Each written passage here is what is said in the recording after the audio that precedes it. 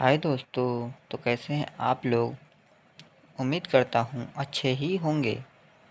तो जैसा कि आप देख रहे हैं YouTube channel fact of Rahul pronoun की दूसरी क्लास लेकर आए हैं पार्ट।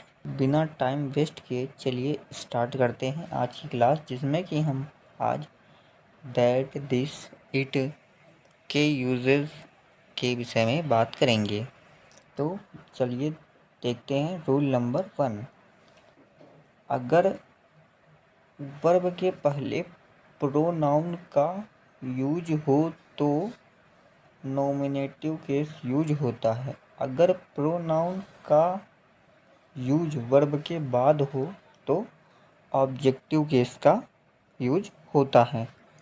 चलिए देखते हैं, एग्जाम्पल के माध्यम से क्लियर हो जाएगा। तो देखिए एग्जाम्पल जैसे दे रखा है। फॉर एग्जाम्पल जैसे कि आई टीच हिम, तो यह वर्ब टीच है, जो यह वर्ब है।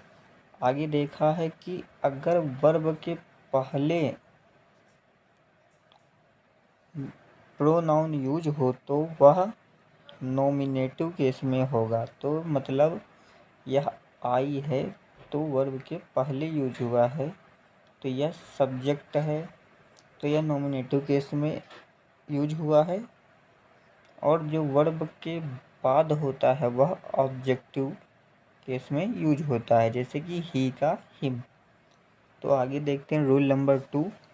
रूल नंबर 2 में अगर सेंटेंस में कोई बुरी बात का आभास हो तो उसको 2, 3, 1 के क्रम में लगाएंगे।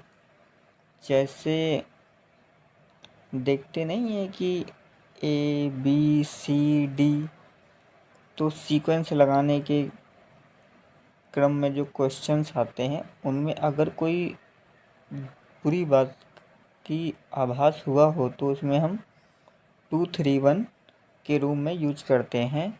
तो चलिए एग्जाम्पल के माध्यम से क्लियर हो जाएगा। तो देखिए जैसे कि यू सेकंड पर्सन है, ही थर्ड पर्सन है एंड आई फर्स्ट पर्सन है। तो यह हो गया ना 2, 3, 1। तो you, he and I shell study for the exam. तो आगे देखते हैं नोट। लेकिन अगर बुरी बात का आभास हो तो उसमें हम 1, 2, 3 के क्रम में यूज करेंगे। और ऊपर वाले में बुरी बात का आभास हो तो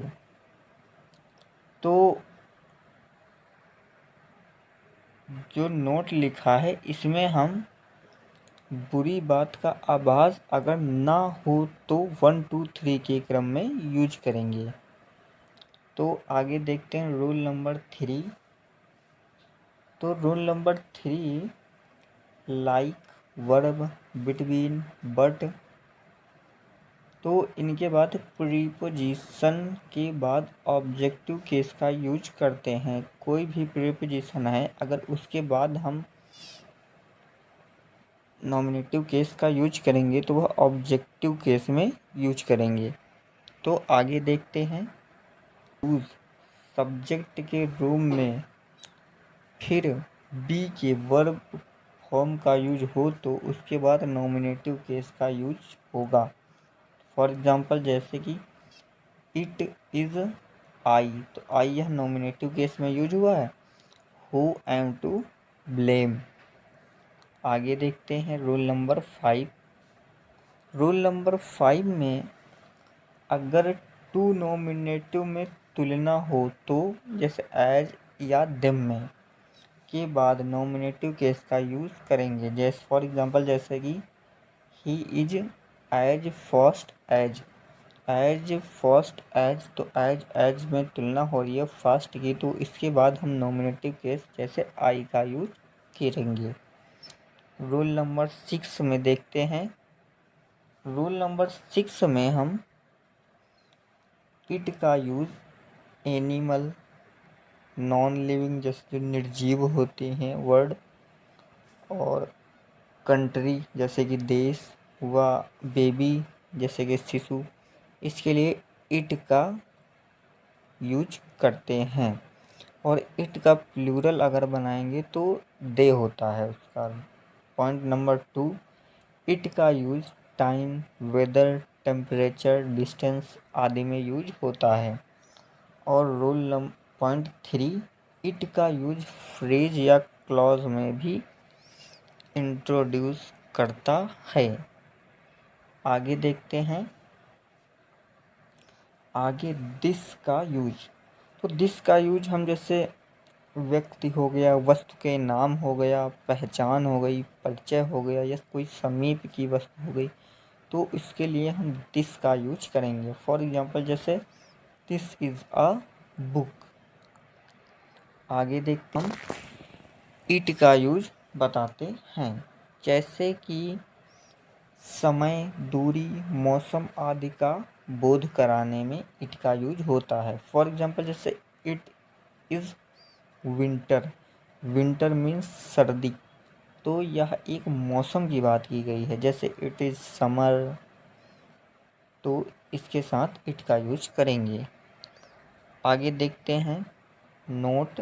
नोट में यह बताया गया है कि जैसे इट के बाद नाउन का प्रयोग नहीं हो सकता है, तो इट के बाद कभी भी नाउन का प्रयोग नहीं होगा। नोट दिस के बाद नाउन का यूज हो सकता है। फॉर एग्जांपल जैसे दिस बुक इज़ माइन। तो दोस्तों, कैसी लगी आज की क्लास? आशा करता हूँ कि अच्छी ही होगी। तो thanks for watching. Please subscribe now YouTube channel fact of Rahul. Thank you so much.